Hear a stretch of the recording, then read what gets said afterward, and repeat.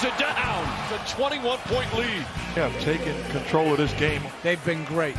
Started out, got hit with the first punch of the game, and ever since then have absolutely dominated. They made shots that they missed last game. That's just what it is. It can be hard to beat anybody when they shoot 50% from the field and 50% from the three.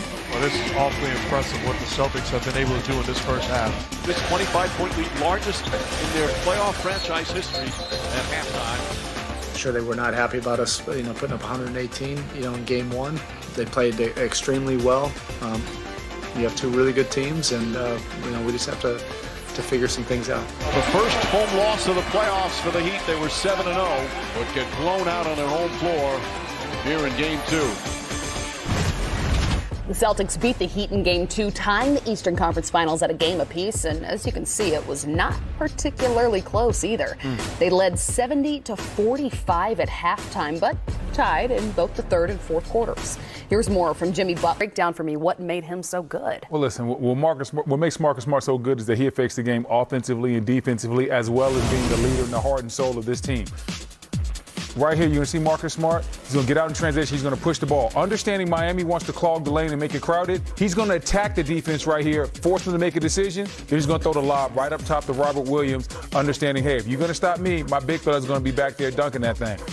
Now we're going to see Marcus Smart, Defensive Player of the Year. He's going to fake like he's going to get the stop. Then he's going to jump back into the passing lane, go down here, and get 2 free throws on the other end, taking great defense and turning into very good offense.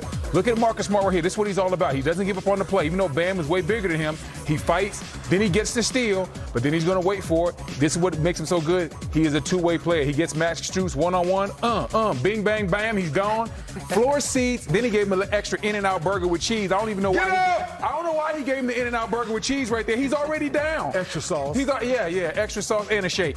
And so at the end of the day, he breaks plays like that, and he can also do this. Robert Williams rolls down the lane. Marcus Smart reads it, comes up just slightly to get in the line of vision of the passer. Then he knocks down the three-point bucket. Marcus Smart bringing toughness, smart basketball on both ends.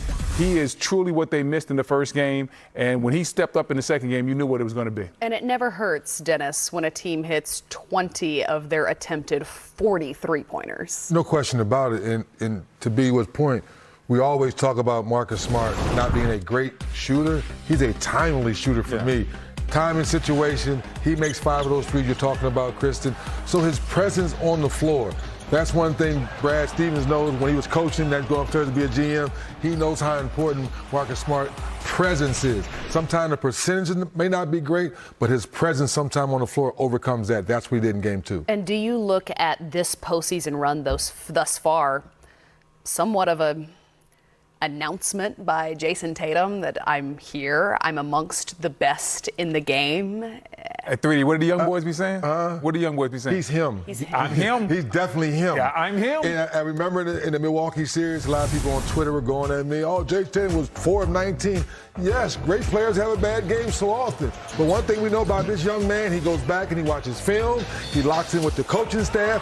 He's a coachable superstar, B. Wood. He's not mad when someone calls him out. He wasn't mad back in the earlier season when Marcus Smart said, hey, you and Jaylen Brown got to play more defense, share the ball. He said, no problem. I'll share. I'll keep hooping. But Deuce does. Have you seen videos? Oh, yeah. Deuce is like, yeah, I'm going to get my dad. Come on. Yeah. No, you're not being nice to my dad. I'm not giving you 5 tonight. I love it.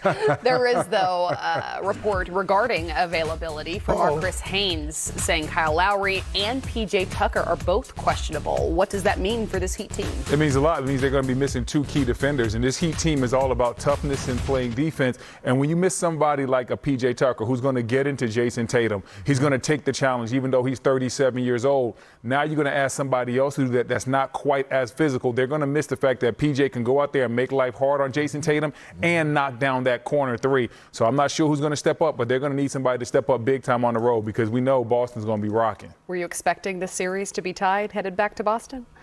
At first, no, but I think B. Wood said something earlier. This playoffs, when someone's gotten smacked, they've responded the very next game, so that's what makes this game so exciting. I expected it to be tied. I was on last night when they asked me who was going to win the game. I said, hey, I think Boston's going to win this game because of the way I saw them bounce back in the Milwaukee series. They got smacked game 1 of that series. He's also the only one giving the Mavs a chance in this game, too. Yeah, and also when you also look at game 1, as great as Miami played, There was no Marcus Smart. There was no Al Horford. You bring those guys in, and you try to load up. Now it's a little bit. Reggie Miller is on the call on TNT, the Hall of Famer, my partner in crime. Yes, Let's indeed, Miss start Ledlow. with game one. I'm so excited to see you. We've covered a lot of games out in the Bay, but what did you see from this Warriors team that allowed such dominance just from start to finish? Well, let's start at the defensive end. We know what they can do at the offensive end in Golden State in that high-octane offense, but a lot of people do not give Golden State enough credit what they do defensively, especially during their championship runs. They knew coming into this series the focus was going to be on Luka Doncic, and rightfully so. And from the jump, Andrew Wiggins has taken the challenge, a lot of times playing him solo one-on-one. If we're talking about game-to-game adjustments, I'm looking for the Dallas Mavericks and Jason Kidd tonight, because we saw in that Phoenix series them really targeting Chris Paul, right, and those switches. And they had opportunities to target Stephen Curry.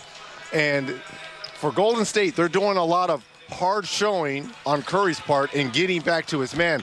I don't think Luka really took the initiative to attack Curry like he was attacking Chris Paul. So I look for him to be a little bit more aggressive at trying to go at Stephen Curry. They did a good job of going at Jordan Poole, but Curry is the guy that they're going to have to try to put in that spin cycle.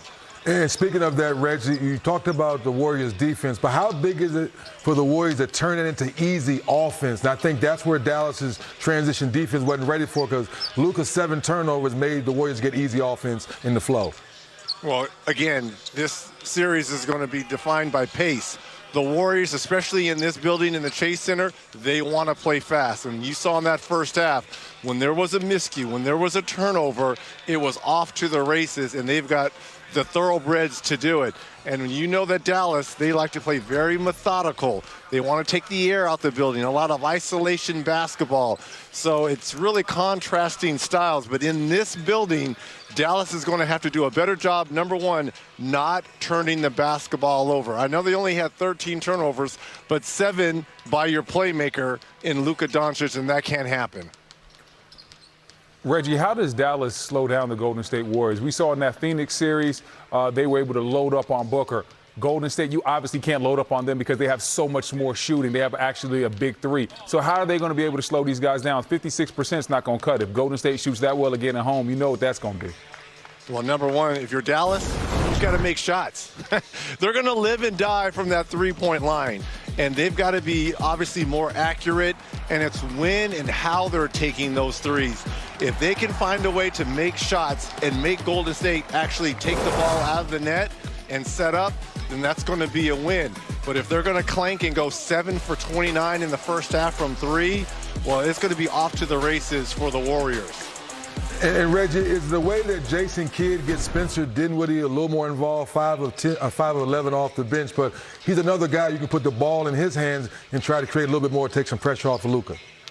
Spencer Dinwiddie is the 3rd leading scorer in isolation basketball in these playoffs, about 5 a game. And you're right, 3D, he's going to be one of the catalysts, along with Jalen Brunson, guys that will take that pressure, that offensive pressure,